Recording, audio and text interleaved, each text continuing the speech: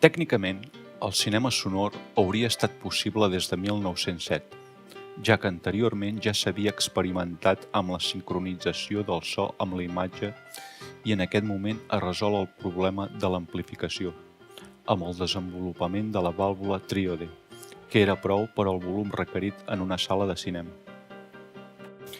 Però el públic estava acostumat al cinema mut i no trobava a faltar el so a les pel·lícules, així que la novetat no es va implantar fins que, a causa dels greus problemes econòmics de la Warner Bros., aquesta productora decideix apostar per novetats que treguin el públic cap a les seves pel·lícules.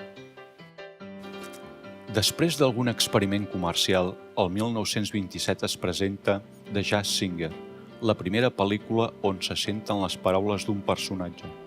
Irònicament, la pel·lícula es desenvolupa sense gaires diferències amb el cinema de l'època, però després de cantar el protagonista, diu al públic que esperi, que encara no han sentit res.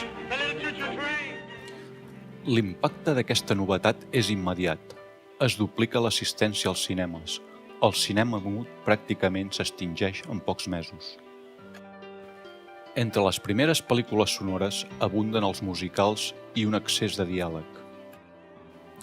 Com a mostra de grans obres cinematogràfiques d'aquesta època, podem esmentar Der Blame Angel, el 1930, de Joseph von Sternberg, Alleluia, el 1930, de King Vidor, i Don Quixote, el 1933, de G. W. Paust.